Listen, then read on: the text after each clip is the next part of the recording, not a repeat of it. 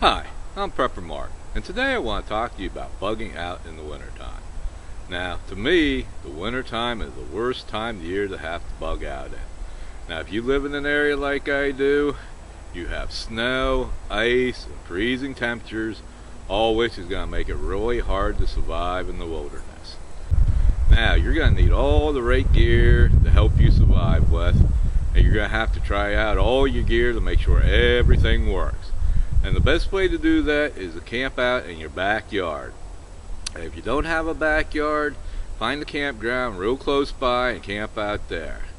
Now, the reason for doing this rather than going out in the wilderness and camp out is if anything goes wrong and your gear won't keep you warm enough, then you go right back in the house and nothing bad happens. Or if you're at a campground, just jump in your car, come on home. Next morning, go back to the campground and pack all your stuff up. Now, camping out in freezing temperatures is very dangerous. You can get frostbitten, hypothermia, or even die. A couple years ago, in the middle of the state, there's a story of a guy who was living in a tent in the mountains, a homeless man, and when he wasn't seen around town for a couple of days, they went looking for him, and they found him froze to death in his tent. So take plenty of precautions because you don't want that to happen to you. Now, when camping out in freezing temperatures, never drink any alcohol or never do any drugs because this could put you in a really deep sleep and you might not be able to wake up if your body gets really cold in the middle of the night. If you're on prescription medication and that puts you in a deep sleep, or you're just naturally a deep sleeper, then you need someone to camp out with you. That way, if they get cold in the middle of the night, they can wake you up and tell you it's time to go in. And if you don't have someone who will camp out with you, then have somebody check on you every couple hours just to make sure everything is okay. Now, the first thing you want to do before planning your camp out in your backyard is make sure your stakes are going to work in the frozen ground. Just grab a stake, go outside, and try to pound it in the ground. If you're successful, you're all ready to go. If not, then you need to get better tent stakes. And you do that by just going to a sporting goods store, telling them you need some stakes that'll go into the frozen ground. And when buying stakes, always buy a couple extra because over time you're going to have to replace bent, busted, and lost stakes. Now, when you got all your gear ready to go, then plan your camp out on an early afternoon on a Saturday. Just grab your bug out bag just like you would if you're bugging out and go outside and set up camp. Now, you should have everything you need in that bug out bag. You shouldn't have to run in and out of the house every time you need something. If you find something missing, put that item in your pack right away so you'll have it for later. Now, the only time you should have to run in and out of the house is to go to the bathroom, and make those trips as quick as possible. And don't go back in the house in the evening to take a nice hot shower, because in the bug out situation, you won't have that privilege and you want to keep this as real as possible. Now, if you're really bugging out, don't forget your goggles. They'll help protect your eyes from sunlight reflecting off the snow, and also help protect you from tree branches and twigs that might poke you in the eye while you're hiking or gathering firewood.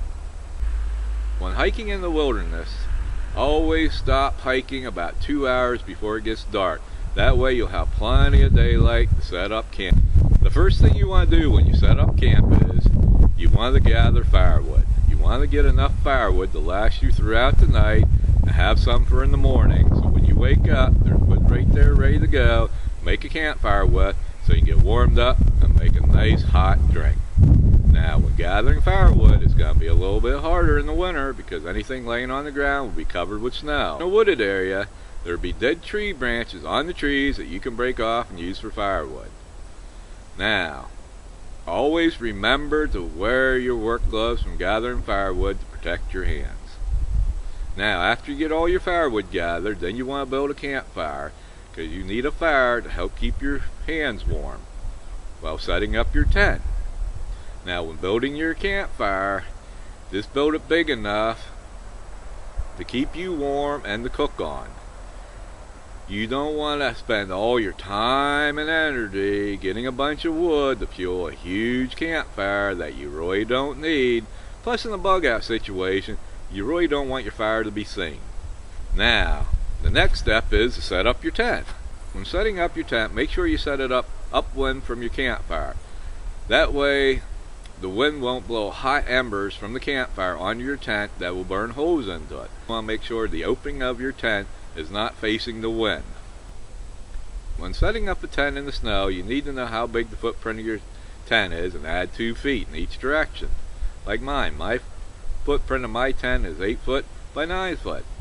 So I'll have to pack down the area in the snow 10 foot by 11 foot. And then always pack down the snow around the entranceway to help keep from getting snow inside your tent. Now, to pack down the snow, all you gotta do is just walk around in that area you have measured out, make sure it's all good and packed down. Now, if you're in an area where the snow is really deep, or if it's like powder, then you might have to dig some of it out. Find something in your pack or something in the area, like a big piece of tree bark that you can use like a shovel to dig the snow with. Now, after you get all the snow packed down in your area, go ahead and set up your tent. Now, when setting up your tent, make sure you don't get any snow inside, because that could melt and get some of your gear wet. And if your gear gets wet, it's a lot harder to get things dried out in the wintertime. And when setting up your tent, take a couple breaks, go over by the campfire to warm your hands up. You don't want your hands getting really cold while you're doing this. And try and wear your gloves as much as possible to help keep your hands warm.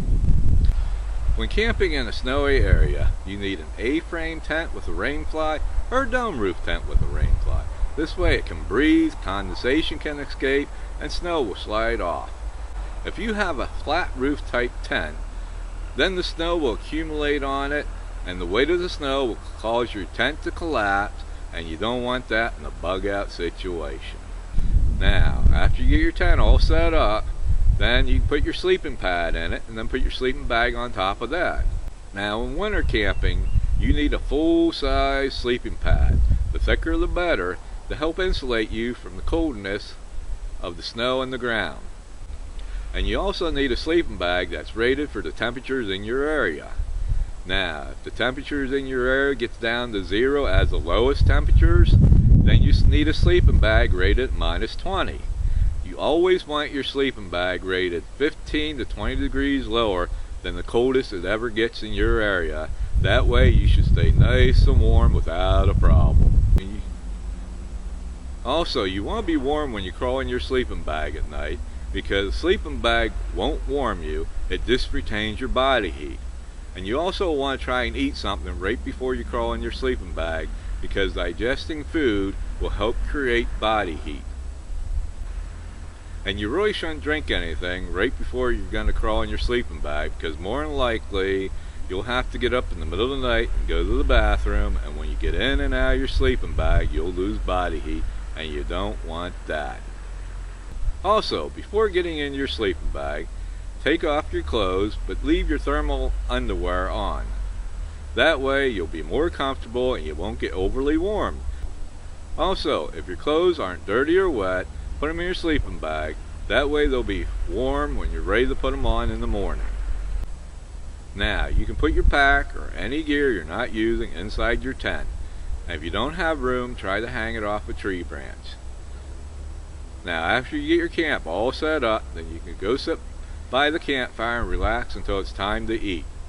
Before sitting around the campfire, make sure any snow that's on your clothes is brushed off, because if not, the heat of the fire will melt the snow on your clothes, making them wet. And then if you don't sit by the campfire long enough for them to dry out, your clothes will then freeze.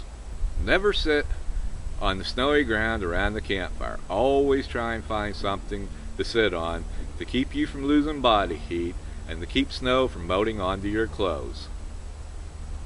Now, when you get hungry, go ahead and make yourself something to eat. And if you don't get hungry, go ahead and eat anyhow, because you need to eat to create body heat. Now, in the wintertime, it gets dark as early as 5 o'clock, so you're going to have a lot of time on your hands. So you're going to have to think of some way to entertain yourself.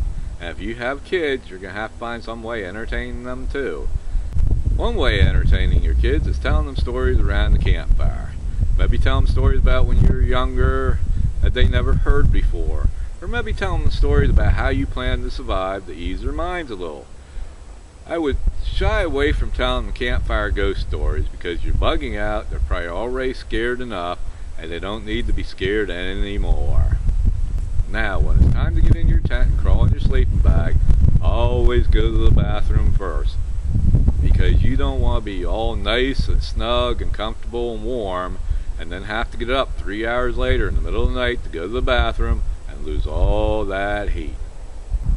Now, if you start to freeze anytime in the middle of the night, don't try and be macho. Go in the house, take a nice hot shower, think about what went wrong, ways to fix it, so it'll work the next time. Then after you think you got all the problems figured out, then go ahead and try it again. You may have to try this 5 or 6 times to get everything right. You might get lucky and nail it the first time. But it's better to do it this way than wait till it hits the fan, because when it hits the fan, you won't get any second chances.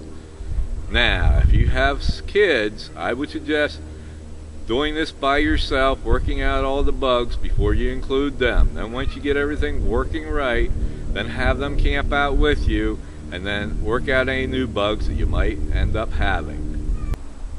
Now, after you get everything worked out, I think the next step should be going out in the wilderness area and trying it. Now, don't go too far away from home and don't go too deep in the wilderness in case something would happen, but that's your next step. Well, I want to thank everybody for watching. Take care and God bless.